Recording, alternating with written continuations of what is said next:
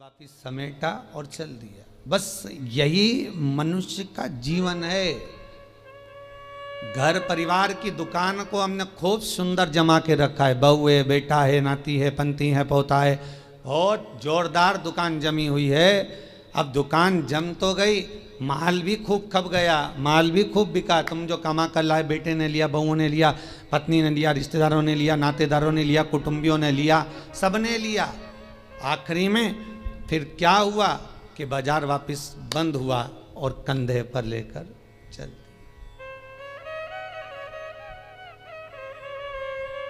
फिर निवेदन करूंगा, तुम दुकान पर बैठकर व्यापार में, व्यवसाय में, नौकरी में, तुम दुकान में जितना बैठकर कमा रहे हो उसका भोग तुम्हारी पत्नी, तुम्हारे बच्चे, बहुएं, पोता पोती, रिश्तेदार, कुटुंबी सब भोगेंगे।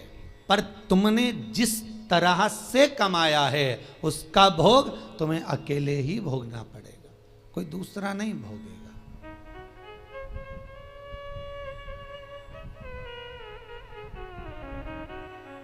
जीवन में कुछ कर्म ऐसा करते हुए चलो।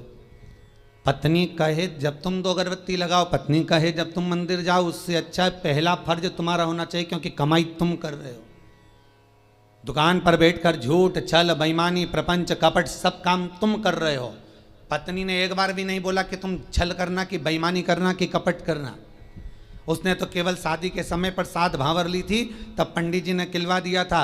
पत्नी के 7 वचन में से एक वचन था कि मैं तुम्हारे साथ ब्याह कर जा रही हूं तो मेरा भरण पोषण तुम्हें करना है। पर इतनी सी बात थी। उसके बाद पत्नी ने एक बार भी नहीं कहा कि तुम ढेर सारा कमा कर लेकर आओ। बच्चे कभी नहीं कहते कि पिताजी आप हमारे लिए झूठ बोलो, कपट करो, छल करो, बेईमानी करो। बच्चे कभी नहीं कहेंगे, ना पत्नी कहेगी। जब ऊपर जाओगे, यम की कैद चढ़ोगे, तो यमराज तुम्हें जब नरक में पटकेगा तब कहोगे मैंने झूठ पत्नी के लिए बोला था, मैंने बच्चों को पढ़ाने के लिए, आगे बढ़ाने के लिए झूठ बोला था, मेरे अकेले को नरक क्यों पटक रहे हो? पत्नी और बच्चों को भी तो पटको। तो यमराज भी कहेगा झूठ तूने बोला, कपट तूने करा, बेईमानी तूने करी, प्रपंच तूने करा, तो भोग भी तो भोग, दूसरा काय को भोगेगा। इसलिए माता तुम्हें चिंता करने की जरूरत नहीं, तुम तो जोरदार जूड़ा मूड़ा बांध के अच्छे से रहो। पर मुख से तुम्हारा नाम है धर्म पत्नी। एक होती है पत्नी जो पति को पतन के रास्ते पर ले जाती है, सिनेमा घर ले जाती है, मायके ले जाती है, शॉपिंग मॉल ले जाती है, वो पत्नी कहलाती है। एक होती है धर्म पत्नी जो पति को धर्म के पथ पर लेकर जाती है। एक होती है धर्म पत्नी जो पति से कहती है, कथा आ रही है शिव महापुराण की, थोड़ी देर सुन लेना। अरे तो मैं दुकान पे नहीं बैठूं, दुकान पे टीवी लगवा लो, दुकान पर मोबाइल रख के सुनो। अरे नेट का खर्चा कौन सीवर वाला महाराज देगा? 150-200 रुपए का नेट चले तो कौन कौन महाराज देगा क्या? तो पत्नी उस समय पर एक शब्द जरूर बोल दे कि कमा किसके लिए रहे हो, पहले ये तो बता। घर में रोटी का डब्बा लगा लगाया रह जाता है, पत्नी फोन कर करके रह जाती है, आ जाओ भोजन तैयार है, आ जाओ। ग्राहक ऐसे टूट पड़ रहे, ऐसे टूट पड़ रहे कि 1 मिनट तो खाना खाने की फुर्सत नहीं। और बच्चा टिफिन लेके आ गया तो टिफिन 2 घंटे तक रखा दिया, ठंडा हो गया, सारा की सारा बेकार हो गया। और तुम वो ठंडा भोजन गाय की सांदी जैसा बस खा रहे। ऊपर से दुकानदार फिर ग्राहक बोल रहे सेठ जी के मुंह में रोटी, सेठ फिर निकाला। किसके लिए कमाया भाई?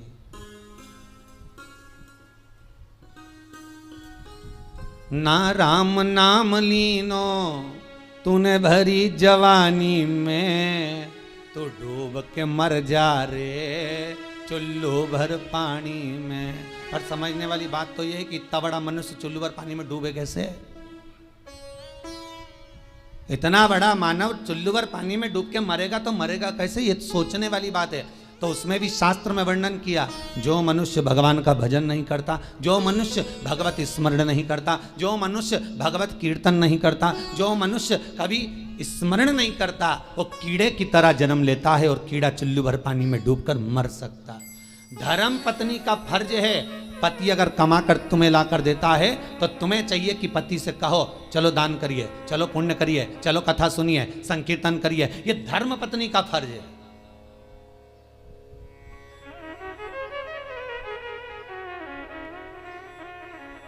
सारे कथाकार मिलके, कई बार हमने सुना लोग उसको क्या नाम थी जिसकी नाक कट गई थी रे, है?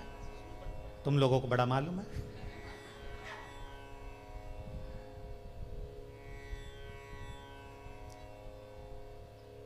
मतलब इतनी फेमस है वो, है? तुम्हें भी मालूम था? कड़ेल जी मालूम था? हाँ, बड़ी फेमस है वो भाई। होना भी चाहिए उसको फेमस, क्यों नहीं होना चाहिए? उसके बराबर दुनिया में कोई भक्त नहीं होगा भगवान का उसके जैसा। आप में से कितने लोग हैं जो भगवान के सामने जाकर कह दे मैं तुमसे शादी करूंगी? जितने लोग YouTube पर कथा सुन रहे, टीवी पर सुन रहे, ईमानदारी से बोल देना किसी ने जाकर भगवान के मंदिर में जाकर कहा हो हे भगवान मैं तुम्हारे साथ शादी करूंगी।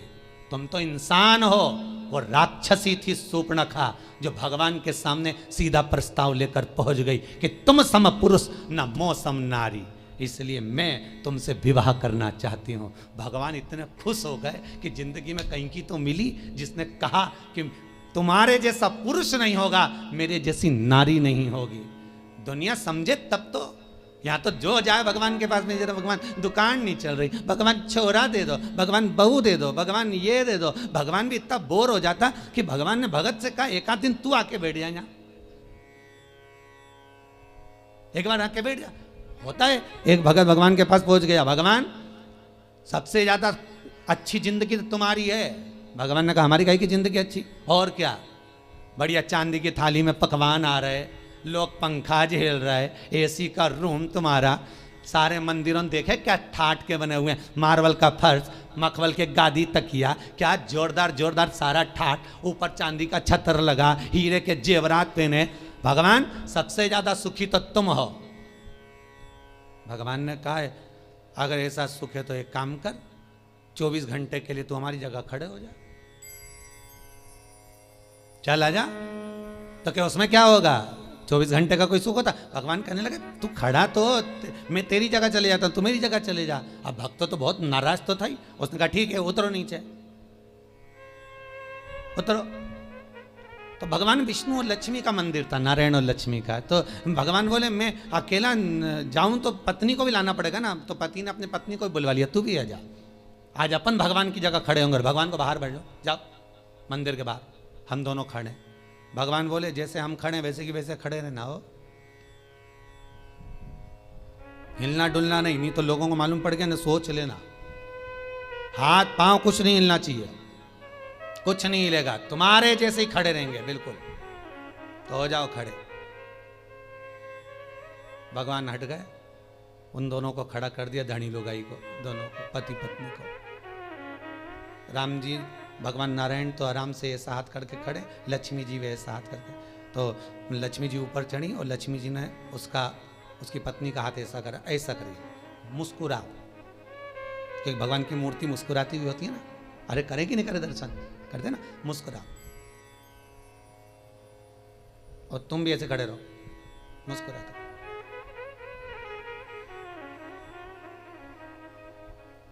इतना छोटा सा तो काम, एसी का भी तो रूम है, अरे खाने को भी तो चांदी की थाली में सब मिलेगा। पत्नी से बोला खड़े रहे तो भगवान के जाऊं? लक्ष्मी नारायण कहा ठीक है जाओ। अब कब आऊं? भगवान बोले, तो वो बोला अभी हम सारा सुख भोग लें फिर आना आराम से। हाँ ठीक है, कल आ जाऊं कि आज ही आऊं? नहीं तुम तो शाम तक वापिस आ जाओ। हम भगवान वहां तक गए तो इन्होंने मुंह फिर उतार लिया। लक्ष्मी जी बोली मुस्कुराओ, फिर मुस्कुराओ। अब सब भगत दर्शन के लिए आने लगे भगवान के। ये दोनों मूर्ति ऐसे खड़े, कोई के मेरी बहू ऐसी, कोई के मेरा बेटा ऐसा, कोई के धंधा पानी नहीं चले, नीचे से चीटा चढ़ गया।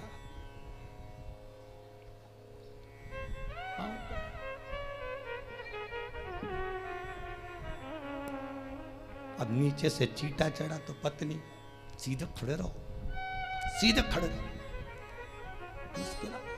वहां से मुस्कुराए कि चीटा भगाए।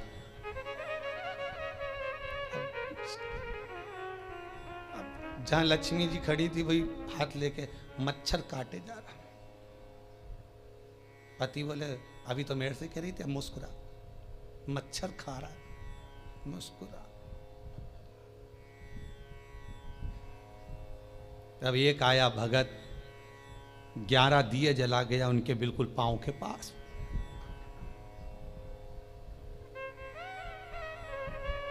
पत्नी बोली आग लगा के मानेगा।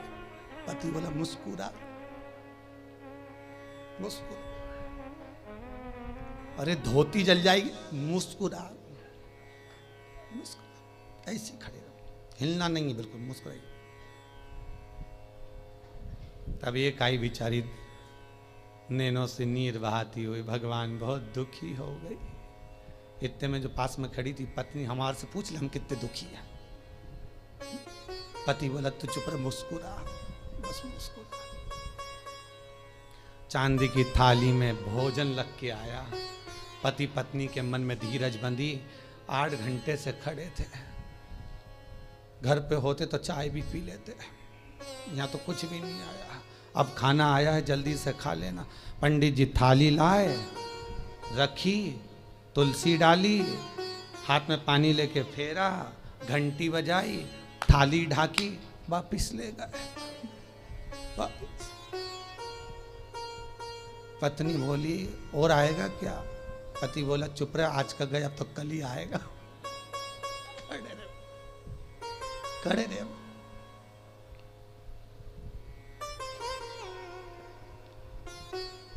शाम के समय भगवान नारायण और लक्ष्मी आ गए।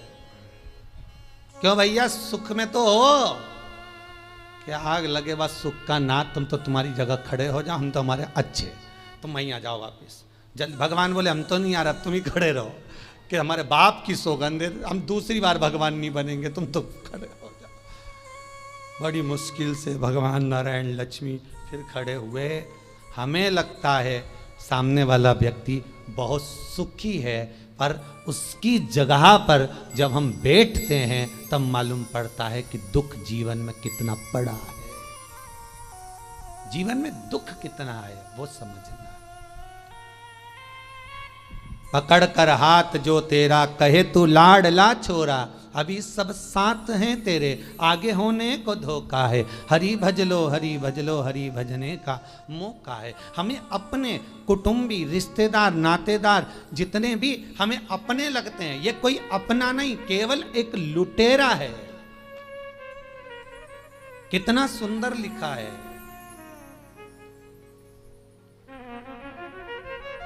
अगर आप लोग कभी गया जी गए होगे पिंडदान करने के लिए, तो गया जी में, गया जी के रेलवे स्टेशन पर एक बड़ा बोर्ड लगा हुआ है कि दुनिया के सबसे बड़े लुटेरे, चोटे घर के लोग ही होते हैं।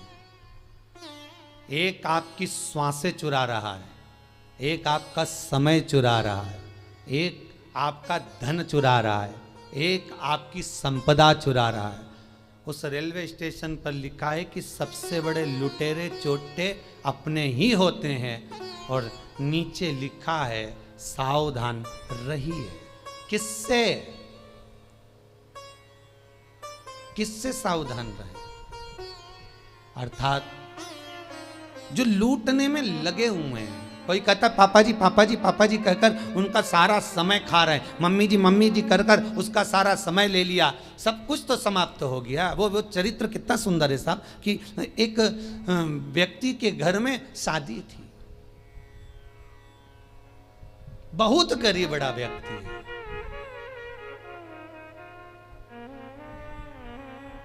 इतना गरीब व्यक्ति, इतना गरीब, और उसके घर में बेटी का ब्याह,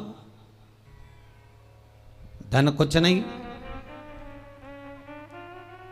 लड़के वालों से कह दिया सा मैं बहुत गरीब बड़ा हूं, मेरे यहां कुछ भी नहीं है, तो कि बारात आएगी तो उसको कुछ तो दे सकते हो, हमें रकम मत दो, दहेज मत दो, पर कोई आएगा तो उसको कुछ तो दोगे ना खाने को। तो कि साहब मेरे पास में केवल थोड़ी सी शक्कर ले आऊँगा, नुक्ती बनवा दूंगा, खोपरा पाक बनवा दूंगा, खिला दूंगा। बहुत गरीब हूँ मैं। बेचारा गया मांग धोंग के, लोगों के हाथ जोड़कर, पांव पड़कर, निवेदन कर कर सेठ जी के यहाँ से एक शक्कर की बोरी उठा कर लाया। घर में लाकर पत्नी से कहा, ये शक्कर की बोरी रखी है, बेटी की शादी के लिए रखी है, हाथ ना लगाना। कोने में रख दिया है। हलवाई से बात कर कर आया हूँ। हलवाई कह रहा था मैं आ जाऊँगा, बना दूंगा। अपने पास घी नहीं है, पर हलवाई बहुत अच्छा था, वो कह रहा था मैं ले आऊँगा, तुम बहुत गरीब पड़े हो। शक्कर की बोरी रखी है, ध्यान रखना। शादी की तैयारी में लग गए सब। 2 दिन बाद बारात आना है।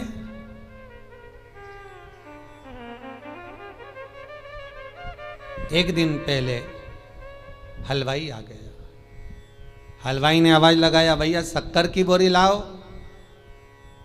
जब शक्कर की बोरी लेने के लिए गए, जाकर देखा तो वो शक्कर की बोरी केवल खाली पड़ी हुई थी। उस पे किसी बच्चे ने सोया हुआ था, किसी मेहमान का बच्चा, उसने गंदगी कर दी थी। बोरी भी गंदी हो गई, हाथ लगाने के लायक नहीं बची। क्या हुआ था इस बोरी में? समाप्त तो हो गई शादी की एक दिन पहले। बस कुछ नहीं, घर में मेहमान आ गए। गरीब बहुत थे ये, तो मेहमानों को कुछ खिला पिला नहीं पा रहे थे। एक बच्चा बोरी से टिक के बैठ गया। उसने बोरी में उंगली करना प्रारंभ करा, एक छेद बना दिया। छेद में से शक्कर निकाल के खाने लगा। इतने में उसकी माँ आ गई। छोरा क्या कर रहा है? शक्कर खा रहा। माँ ने भगाया, वो भी पल्लू लगा के उसमें से शक्कर निकाल ली। किसी तीसरे ने देख लिया, क्या कर रही? कुछ नहीं, चाय बनाने के लिए शक्कर लिया। वो भी लग गई, उसने भी शक्कर निकाली। जितने मेहमान आए थे सब शक्कर खा गए, रिश्तेदार खा गए। शक्कर की बोरी पड़ी रही। हलवाई आ गया, आवाज लगाया, साहब शक्कर ला दो, चाशनी बनाना है, नुक्ती बना दूं, खोपरा पाक बना दूं, लाओ जल्दी लाओ।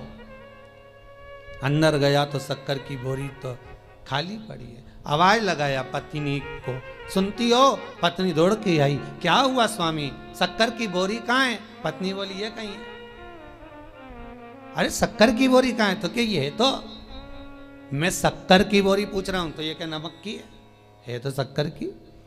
शक्कर की बोरी कहाँ है? तो ये शक्कर की बोरी की शक्कर कहाँ गई? पत्नी बोले मुझे क्या मालूम कहाँ गई, सब समाप्त हो गई।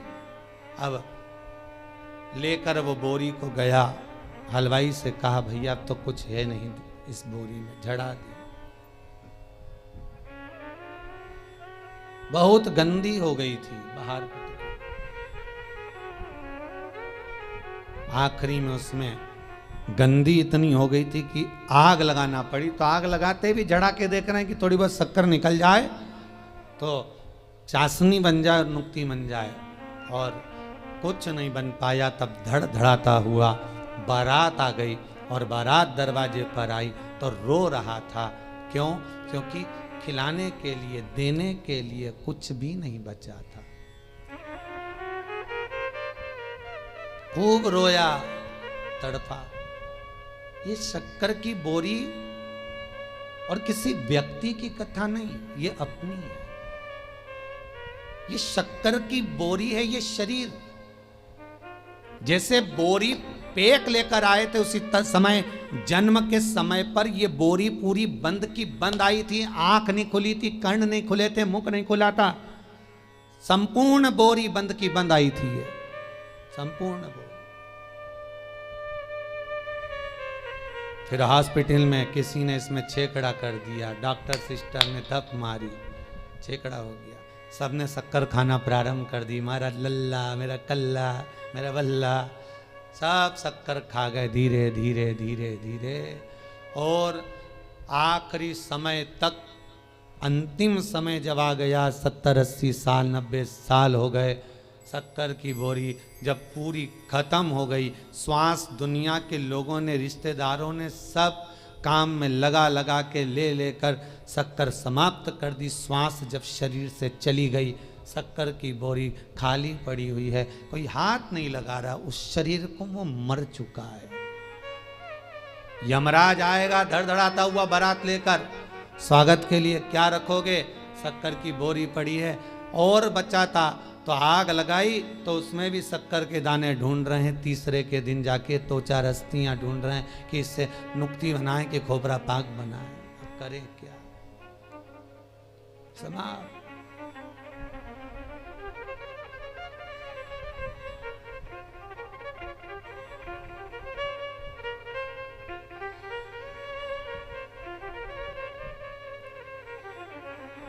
दुनिया के लोगों की एकता अगर देखना है, परिवार के लोगों की एकता अगर देखना है, मोहल्ले और संसार के लोगों की एकता अगर देखना है, तो दो जगह पर देखी जा सकती है।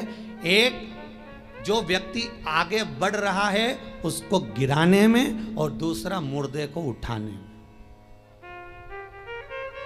ये दुनिया के लोगों की एकता, ये दो जगह पर देख सकते हो। अगर कोई व्यक्ति आगे बढ़ रहा है, उन्नति कर रहा है, परिवार का हो चाहे कहीं का भी हो, जब आगे बढ़ता है सारे परिवार के लोग उसका टांग खींचना प्रारंभ कर देते हैं। हो वो तो ऐसा है, वो तो वैसा है। सारे कुटुंब के लोग उसके ऊपर उंगलियां उठाना चालू कर देते हैं, उसके ऊपर अपशब्द कहना चालू कर देते हैं, वो तो ऐसा। तो दुनिया के लोगों की एकता दो जगह पर नजर आती है। एक, दुनिया के लोग किसी को गिराने में तुरंत एक हो जाते हैं, किसी की बुराई करने में तुरंत एक हो जाते हैं, और एक, मुर्दे को उठाने में लोग एक हो जाते हैं। भले फिर कहेंगे अरे बेचारा मर गया, बहुत अच्छा था, बहुत अच्छा था, तो कभी उसको राम राम ही कर लेता है, एक आध बार जय श्री कृष्णा कर लेता, हर हर महादेव कर लेता। जब मर गया तब कह रहे बहुत अच्छा था। और सबसे अच्छा जब लगेगा जब वो शोक पत्र तुम्हारे पास आएगा और उसमें लिखा रहेगा इतनी बजे से इतनी बजे तक पगड़ी है, इतनी बजे से इतनी बजे तक रसोई है। और जब तुम जाके ना गुलाब जामुन ने खोपरा पाक ने बूंदी जब खाओगे, नुक्ति का रायता में बूंदी डाल डाल के डुबक डुबक के सेव डाल के जब पूड़ी के साथ खाओगे, और जितनी तुमने बुराई करी है उसके घर की नुक्ति और सेव कहीं ऐसी पच जाएगी।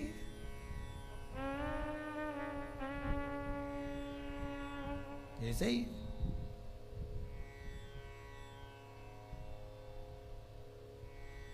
सहज नहीं है महाराज।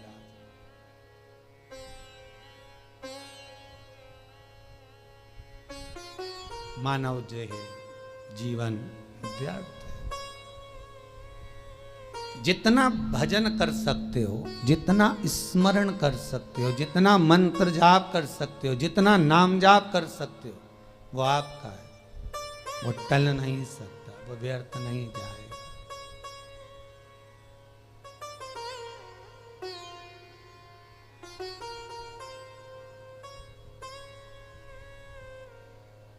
तुम्हारा किया गया भजन, तुम्हारा किया गया कीर्तन और तुम्हारा विश्वास शंकर के प्रति खाली नहीं जा सकता, खाली नहीं जाएगा। विश्वास अगर पूर्ण है तो भगवान मिल जाएगा।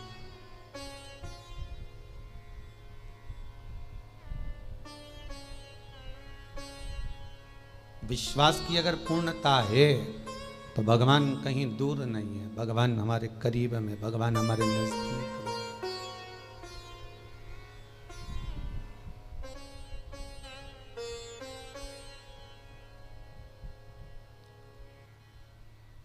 कल गौशाला में हम शाम के समय पर थे, कथा के बाद आप लोग यहाँ कीर्तन कर रहे थे। शाम को एक भोपाल से परिवार आया था,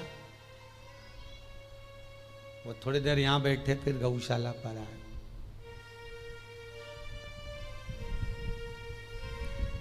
हमने कहा वहां जाकर बैठो हॉल में, दर्शन करो, कीर्तन चल रहे हैं, भाभी जी की भजन गा रही थी, कल हम सुन रहे थे वहां पर। तो हमें तो केवल दर्शन करना था, इसलिए यहाँ पर आए हैं, आपसे दो शब्द मिलना है। मैंने बोलो, हम यहाँ मिलते करते थोड़ा सा कम ही है, अभी कोरोना महामारी के कारण बहुत दूर किसी से नहीं। बोलिए क्या बात है, इतनी रात को आप आए? दिन में आते तो पूरा गौशाला देखते, वृद्धाश्रम देखते जो बन रहा है, कुबेर भंडारी का मंदिर देखते। कहा गुरुजी कौन सा काम होता है जो क्रूज मुरूज जब बिकते हैं उसका वो जो सामान बेचते हैं, मटेरियल वगैरह जो भी हो, री मटेरियल बेचने का, उस व्यक्ति ने कोई क्रूज मुरूज का री मटेरियल बेचते हैं, कुछ बेकार भंगार जो भी होता होगा, उसको बेचने में उसके 28 लाख रुपए उलझ गए थे। तो वो केवल ये बताने के लिए आया था कि 2 उपाय कर लिए, वो 28 लाख रुपए जो 12 साल से उलझे थे वो आ गए, बस ये बताने के लिए आया। हमने कहा आ गए तो शंकर जी को धन्यवाद दो, भोजन करो, जाओ, यहाँ तो भोजन चालू है, खाओ जाओ। आज आते आते हमारे आगर वाले भी, क्या नाम बताया, मेठी जी है, उनके चेहरे पे आज बहुत खुशी दिख रही है मेठी जी, और होना भी चाहिए। एक बार खड़े होके बताएंगे आप, थोड़ा सा दिखाइएगा मेठी जी, आज क्या खुशी मिली है आपको? माइक देना जरा उनको। आज उनको बड़ी खुशी मिली है, यहाँ आकर पांव रखकर आप आए, तो आपको क्या खुशी है कुबेर भंडारी के मंदिर से मिल गई है ऐसी?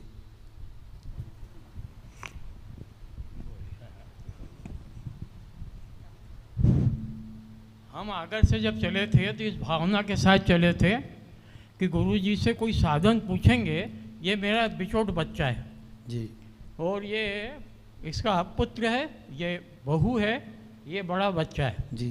मेरा बिछोट बच्चा जो है, वैसे ये मेडिकल स्टोर पे बैठता है, ये भी मेडिकल स्टोर है, पर बिछोट ने वो इंजीनियर हो गया, बोले मैं तो नौकरी करूँगा।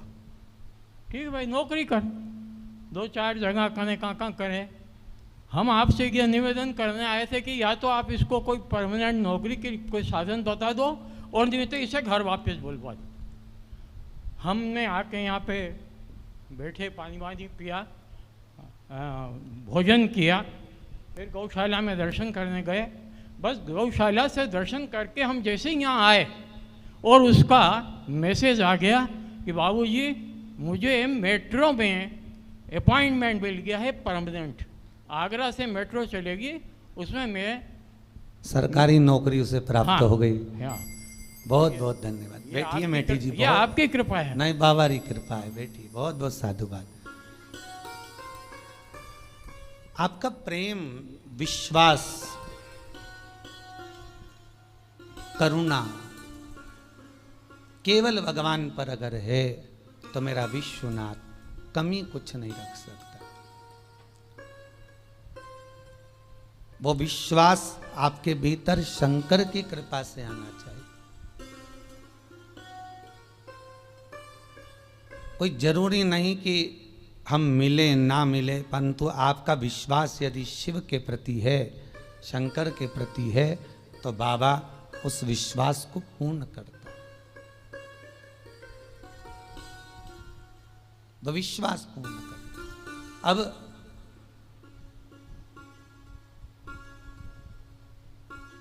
हीरा तो सबके भीतर समाया हुआ है, वो भगवत नाम का हीरा, वो सबके भीतर है। राम नाम, कृष्ण नाम का वो हीरा, ये आत्मा का एक भाव का हीरा, पर काम, लोभ, विषय, वासना, आसक्ति, तृष्णा जो चारों तरफ लपटी हुई है, उसके कारण हम भगवान तक पहुंच नहीं पा रहे।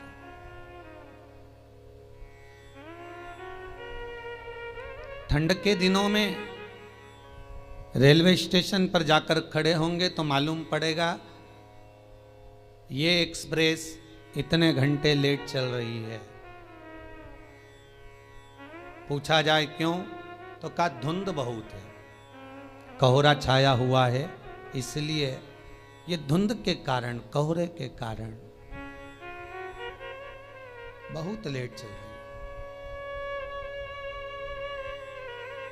ट्रेन के सामने धुंध पड़ी है इसलिए ट्रेन भी लेट हो जाती है।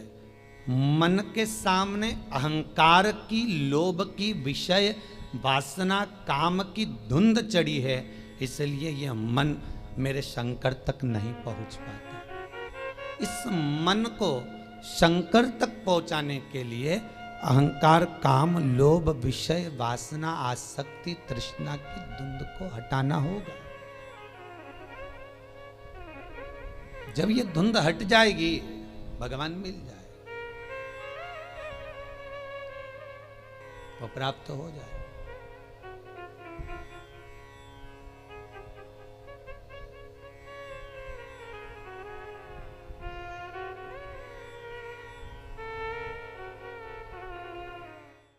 उसको काट देता। सबने मना करा था भस्मासुर को वर मत देना। भगवान विष्णु के पास भस्मासुर गया था और भस्मासुर ने भगवान विष्णु से कहा वर दो। भगवान विष्णु ने कहा नहीं देता। ब्रह्मा से कहा वर दो, नहीं देता। सबके पास चले गया, उसने कहा कोई नहीं मानेगा। शंकर भगवान के पास चले गया। मात्र 2 दिन की तपस्या भस्मासुर ने करी, मात्र 2 दिन। और शंकर भगवान आकर पूछ लिए मांग तुझे क्या चाहिए। भस्मासुर आंखें मलता रहा कि 2 दिन में प्रकट हो गए। मैं तो हजारों साल तप करा तो नहीं प्रकट हुए, यहां तो 2 दिन में। शंकर भगवान से पूछा प्रभु आप असली हो? भस्मासुर बोला। शंकर भगवान बोले तो चिमटी खोड़ के देख ले, नकली हो असली हो? प्रभु इतने साल मैंने देवताओं का तप करा, वो वर नहीं दिए, आप कैसे आ गए? शंकर भगवान बोले तू तो 2 दिन तक तप करा, कहीं का आकर 1 लोटा पानी चढ़ा के चले जाए, 3 बार ताली बजाए, बम बम बोले, हम तो उतने में भी राजी। और यहाँ हमारे ससुर ने तो यहाँ तक दक्ष प्रजापति का सिर कटा था, बकरे का मुख लगा था। बकरा क्या हिंदी में स्तुति करता है? बकरा क्या अंग्रेजी बोलता है? बकरा क्या उर्दू बोलता है? बकरा क्या बोलेगा? बकरा तो एक ही शब्द बोले ब ब ब ब ब ब ब ब ब ब ब। अब मेरा ससुर जब ब ब ब ब बोला, मुझे इतना अच्छा लगा कि मेरा ससुर कितनी अच्छी स्तुति कर रहा है।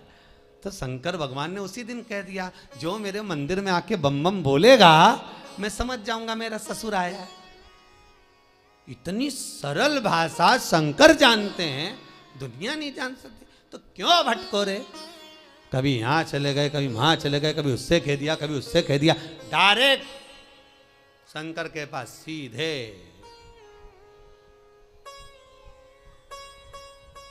सीधे बोले। फिर लोग भले कहें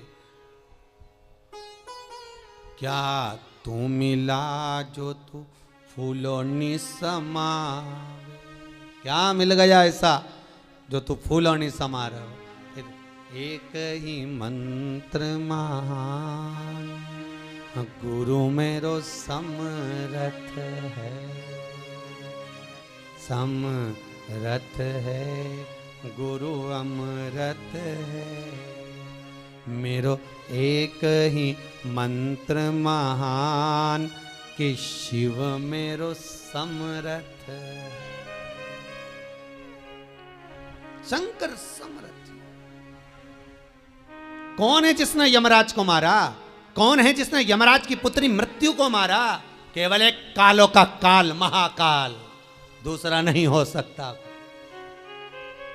अकाल मृत्यु वो मरे जो काम करे चंडाल का, काल उसका क्या बिगाड़े जो भक्त हो महाकाल का। शंकर का भगत का बिगड़ेगा क्या? क्या बिगड़ेगा? शंभु है। भस्मासुर बोले 2 दिन का तप और तुम आ गए सामने? अरे 2 दिन बहुत होते हैं। तुलसीदास जी ने भस्मासुर का चरित्र पढ़ के ही लिखा होगा, आधी में पुनियाद, कि 2 दिन भी मत करो तुम तो आधी घड़ी बहुत, आधी में पुनियाद बहुत, उतना ही बहुत है, उतना बहुत।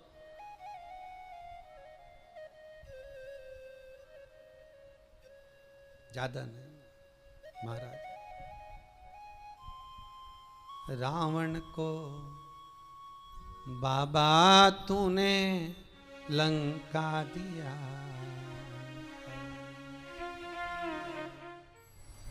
करुणा सागर कब करुणा कर जाए। त्रिकालदर्शी कैलाशी अविनाशी शंभु।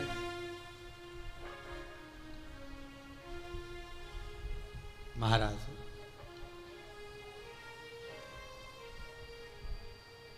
शिव पुराण कह रही है, बुजुर्ग कह रहा है कि हमारे इस पाप कर्म को काटते क्यों नहीं। भगवान कह रहे हैं काटने को तो मैं काट देता, मना नहीं है, पर मृत्यु लोक में अगर आए हो तो थोड़ा सा कर्म का भोग तो भोगना ही पड़ेगा। संपूर्ण जीवन सुखमय हो, खूब डनलफ के गद्दा हो, चकाचक भोजन हो, रोज 56 भोग खाओ, खूब अच्छे से रहो, तो भी दुख तो जीवन में थोड़ा ना थोड़ा तो घेरेगा ही। थोड़ा ना। पहला मंद प्रारब्ध, दूसरा तीव्र प्रारब्ध और तीसरा तीव्रतम प्रारब्ध। दूसरे नंबर का हमारा कर्म, अगर हमने बहुत बेकार कर्म है, हमारे बहुत तकलीफ है, बहुत कष्ट है, बहुत दुख है, शिव महापुराण की कथा कहती है कि सदगुरु की शरण चले जाओ। संत महात्मा जोगी सन्यासी तपस्वी साधक उपासक कोई सदगुरु के पास जाकर निवेदन करो तो कुछ हमारे पूर्व का करा हुआ पाप कटना प्रारंभ हो जाए। हमारा पुराना पाप धीरे धीरे कटे। सत्कर्म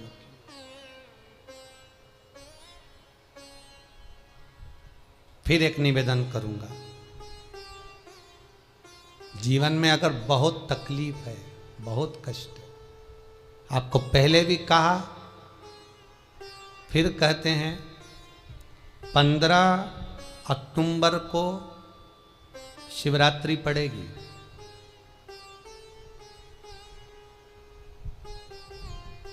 जो माघ महीने में शिवरात्रि पड़ती है उससे भी प्रबल शिवरात्रि 15 अक्टूबर को पड़ेगी। ये शिवरात्रि अधिक मास के महीने की शिवरात्रि है, अश्विन की। 19 वर्ष के 2 बार गैप करने के बाद ये अश्विन का जो अधिक मास आता है, इसके बाद 183 वर्ष के बाद आएगा, और 183 वर्ष के बाद फिर इसमें की शिवरात्रि प्राप्त होगी। और 183 वर्ष किसने देखे? कौन ने देखे? और निवेदन करूंगा, अगर जिंदगी में थोड़ी सी तकलीफ है, दुख है, कष्ट है, परेशानी है, तो उस शिवरात्रि को हाथ से मत जाने दो। 15 अक्टूबर वाली शिवरात्रि को आपको पहले भी कहा कि क्या क्या वस्तु भगवान शंकर को हम रात्रि के समय पर चढ़ा दें, जिससे हमारा रोग समाप्त हो जाए, हमारी बीमारी समाप्त हो जाए, हमारे जीवन में सुख समृद्धि लक्ष्मी आ जाए। वो समर्पण का भाव। और शिवरात्रि आने में देरी है, 15 अक्टूबर में भी अभी देरी है, और आपके जीवन में बहुत कष्ट है, बहुत कष्ट। महाराज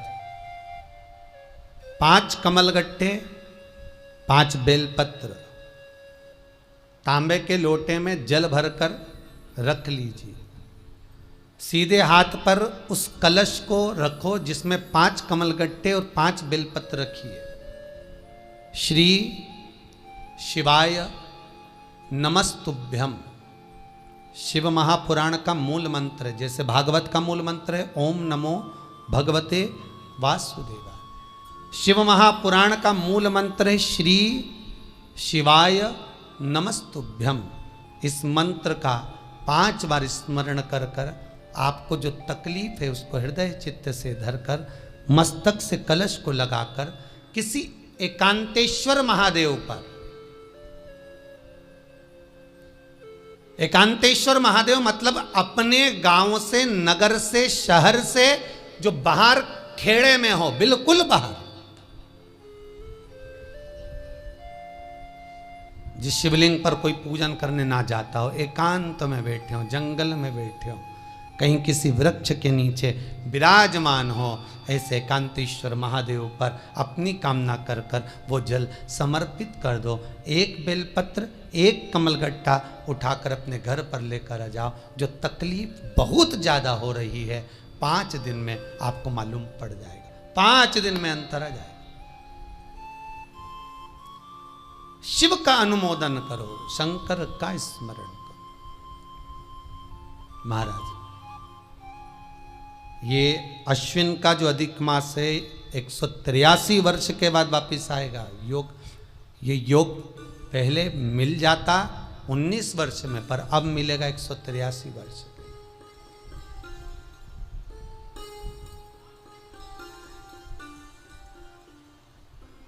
एक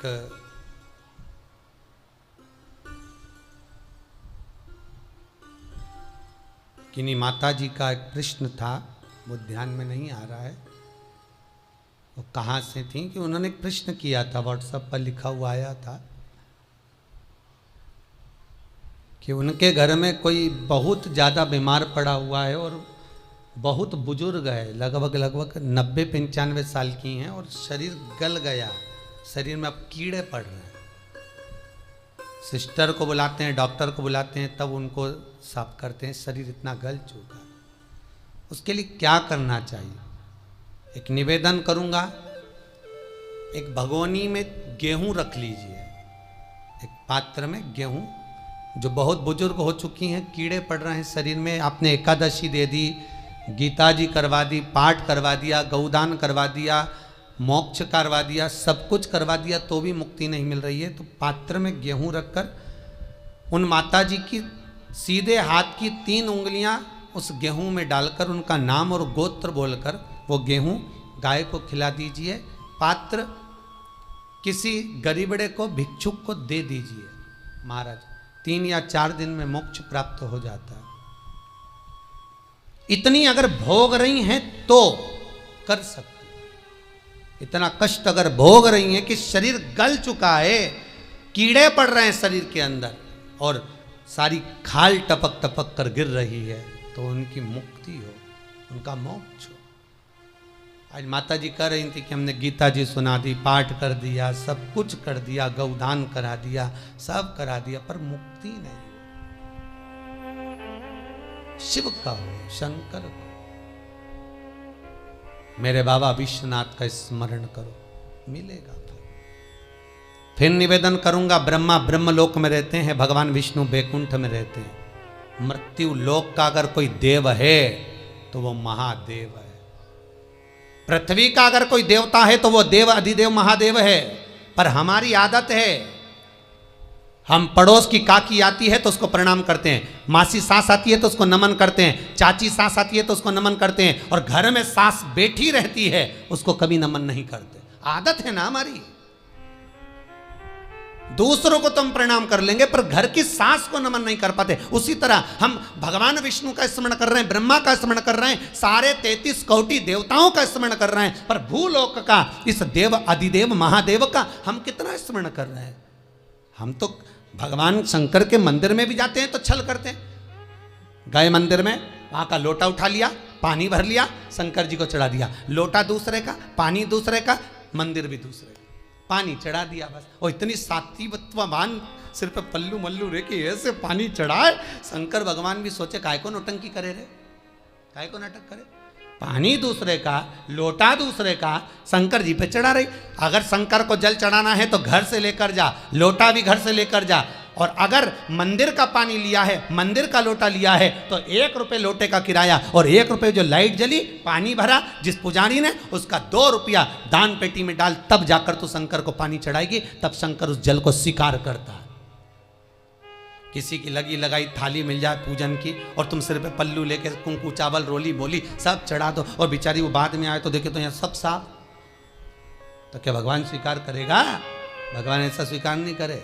फिर निवेदन है, बरसाती मेंढक मत बनो रे, अच्छे से सेवा करो, थोड़ी करो पर अच्छी करो। घर से पानी लेकर जाओ,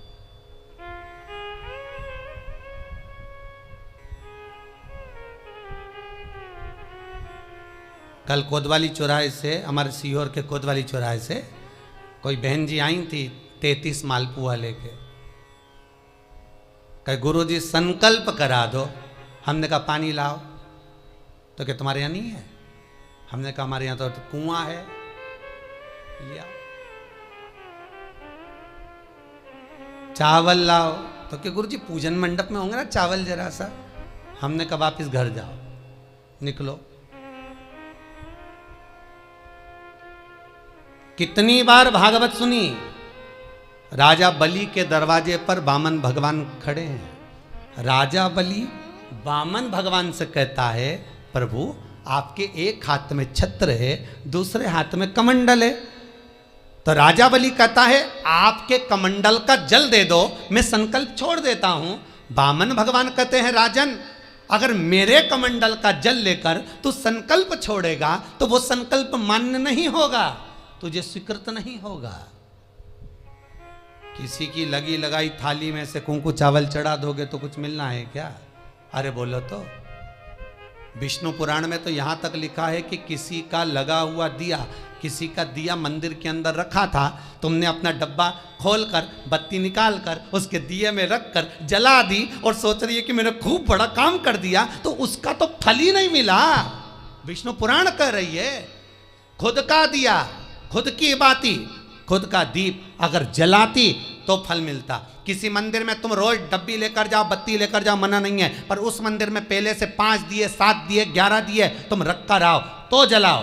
दूसरे के रखे हुए दिए में 50 बार बाती जला कर आना, उसका कोई फल नहीं मिलने वाला, उसका कोई फल नहीं है हमारा।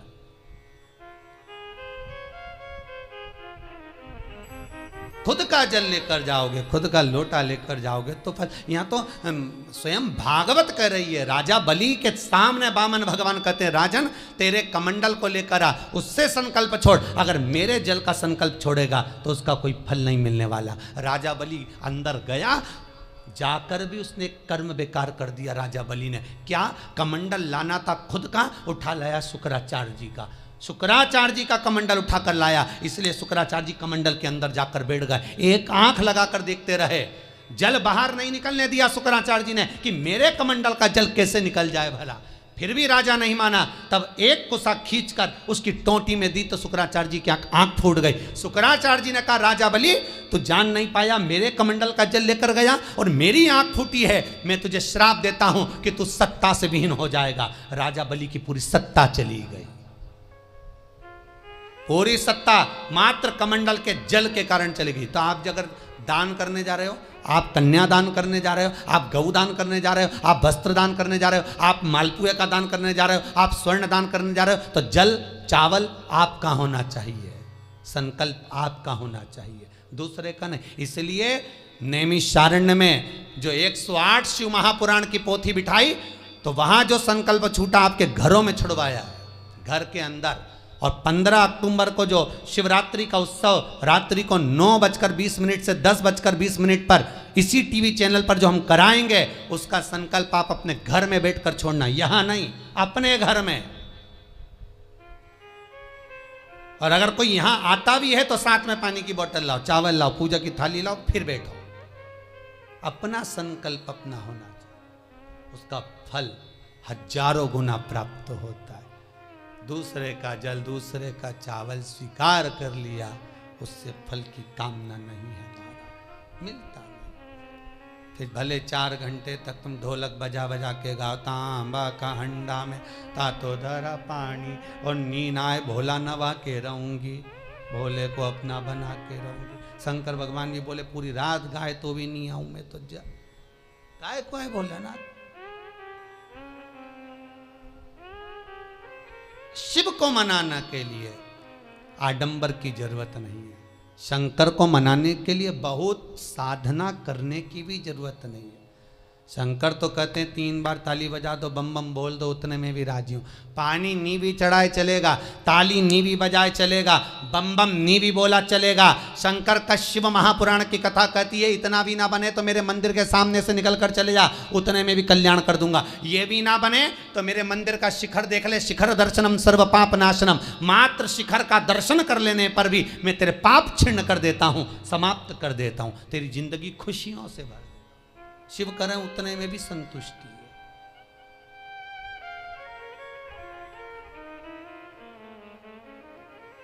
उतने में भी संतुष्टि।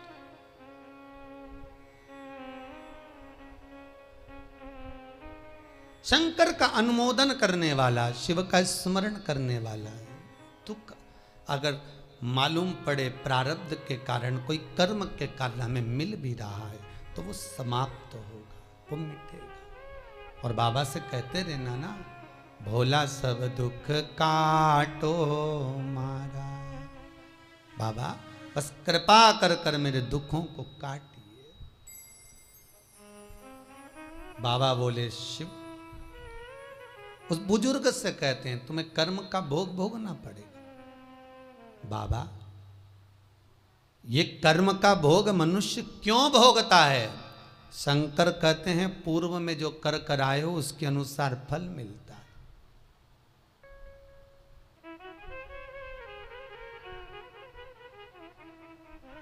अभी 2 दिन पहले की कथा याद करो। कथा में कहा था खूब भगवान ने धन दे दिया, जिसके घर में 10-10 नौकर लगे और घर का मालिक इतना चड्डा पहनकर, टी शर्ट पहनकर कुत्ते को छी करा रहा है। कथा में कहा था कि नहीं कहा था? तो किसी ने प्रश्न किया था, गुरुदेव इनके घर में 10-10 नौकर लगे, इनके घर के बच्चों को तो नौकरानियां पाल रही, दासियां पाल रही, और सेठ जी अच्छा चड्डा पहन के, टी शर्ट पहन के कुत्ते को छी करा रहा। तो ये कहीं लिखा है? अरे गरुड़ पुराण उठाकर देखो ना, ये भी कर्म का भोग है कि तेरे घर में 10 नौकर काम कर रहे हैं और कुत्ते को छी मॉर्निंग वॉक में तू करा रहा है। तुमने भी देखा होगा रे, जितने लोग टीवी पे कथा सुन रहे हैं, सही बताओ ईमानदारी से, अपनी अपनी स्वीकृति भेजना हो व्हाट्सएप पे जरूर। देखा होगा कि नहीं देखो, सुबह सुबह लोग कुत्ता इतनी शान से घुमाए, कुत्ता इनंग जाए तो वो इनंग, कुत्ता उधर जाए तो वो उधर। हमें ये समझ में नहीं आया कि ये कुत्ते को घुमा रहा है कि कुत्ता इसे घुमा रहा है।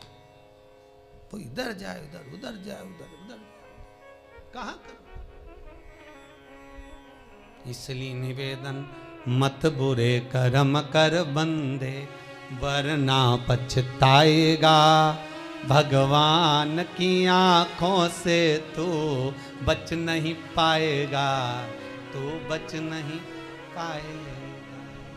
कर्म का भोग भोगना पड़सी पड़ेगा, चाहे रो के भोगो चाहे हंस के भोगो।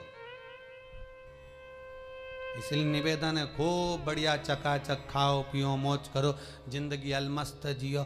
कितनी भी जिंदगी में दुख आए रोना नहीं, सुखी रहना, मुस्कुराते रहो, क्योंकि आखिरी में जो फोटो टंगेगा वो तो मुस्कुराने वाला ही टंगेगा। तुम भले जिंदगी रो के निकालो, फोटो में तो तुम स्माइल देते ही मिलोगे, माला टंगी रहेगी मुस्कुराते। जित्तों के घर भी जाके देखोगे तो मुस्कुराता हुआ फोटो मिलना है, रोता हुआ किसी का नहीं मिलेगा, भले जिंदगी कितनी भी रो के निकालो।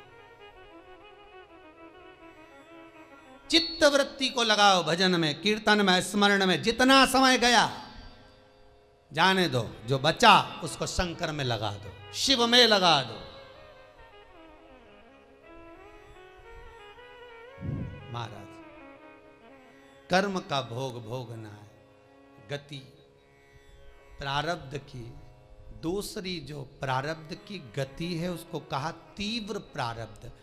इसके भोग को अगर तुम भोग रहे हो, दुख आया है तो संत सतगुरु की शरण में जाकर कहो, दुख मिटेगा। तीसरा है तीव्रतम प्रारब्ध। इस प्रारब्ध में अगर बहुत ज्यादा दुख आ गया तो कुछ ना करिए, एक काम करो, एकांत में बैठकर शिव का स्मरण करिए, शंकर का भजन।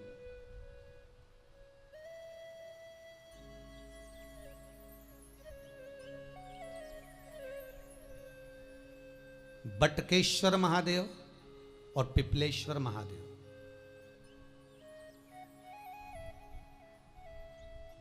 पिपलेश्वर महादेव जिस जगह पर दधीची ऋषि की धर्म पत्नी सुवार्च के सम्मुख में दधीची ऋषि के प्राण देवता ले लेते हैं, अस्थियों का कंकाल हो जाते हैं दधीची बाबा। उनकी धर्म पत्नी रोती हुई अपने पेट पर पत्थर मारती है गर्भ को नष्ट करने के लिए। वहाँ शंकर भगवान प्रकट होते हैं पीपल के पेड़ के नीचे। शिव जी का नाम पिपलेश्वर महादेव हुआ। जो बालक पीपल के पेड़ के नीचे जन्मा उसका नाम पिपलाद हुआ। दो महादेव अपनी पुस्तिका में लिख कर रख लो, एक बटकेश्वर महादेव और एक पिपलेश्वर महादेव।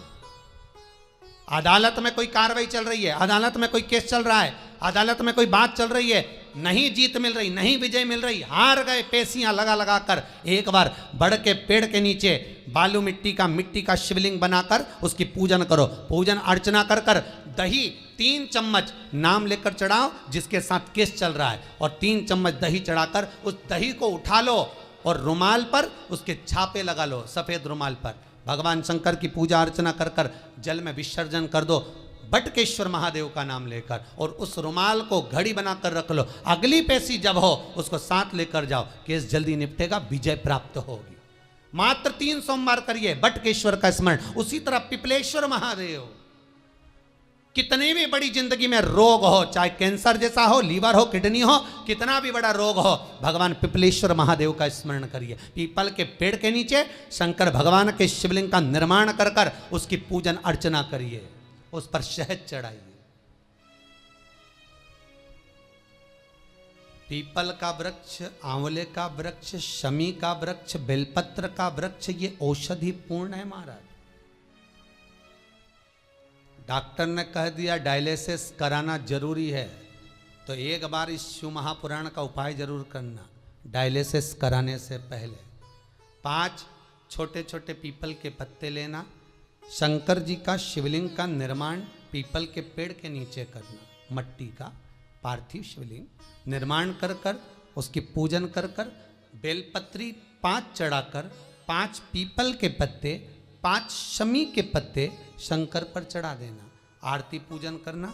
शमी का पत्ता बेलपत्र छोड़कर 5 पीपल के पत्ते उठा लेना। जिस व्यक्ति को डायलिसिस का बोला है उस व्यक्ति को 5 पत्ते पीस कर छान कर पिला देना। 3 दिन बाद फिर जाकर डॉक्टर को चेक करवाना, डॉक्टर डायलिसिस का मना कर देगा, लीवर किडनी अपना काम करना प्रारंभ कर देगा। पिपलेश्वर महादेव की पूजन, पीपल के पत्ते की औषधि जीवन का सुख दे जाती है। कोई पिपलेश्वर महादेव सहज नहीं है महाराज। कितना विचित्र वर्णन है, प्रैक्टिकल जरूर करना। सीओर वाला महाराज कहीं झूठ तो नहीं बोल रहा, और व्हाट्सएप पे लिखकर भी भेजना करा कि नहीं करा, क्योंकि शिव महापुराण की लेखनी है। वेद व्यास जी महाराज वर्णन करे, गलत नहीं कर सकते। किसी को बहुत खून निकल रहा है, बहुत एक्सीडेंट हो गया, खून पर खून निकल रहा है, उसको अगर होश है और वो होश में है तो 5 पीपल के पत्ते किसी भी वृक्ष के तोड़कर पिपलेश्वर महादेव का नाम लगकर उसको खिला दो, चबा चबा कर, उसी समय खून निकलना बंद हो जाएगा, रक्त बंद। पिपलेश्वर महादेव का मात्र स्मरण ही सुख दे जाता है, आनंद की अनुभूति करा देता है। मात्र पिपलेश्वर महादेव। बहुत बड़ा ऑपरेशन कराने जा रहे हो तो उसके 15 दिन पहले पिपलेश्वर महादेव का पूजन कर कर, अर्चना कर कर, भगवान शिव का स्मरण कर कर, पीपल के पत्ते की माला बनाकर हनुमान जी को चढ़ाकर फिर ऑपरेशन के लिए जाओ, जिससे दूसरी बार ऑपरेशन की जरूरत ना पड़े।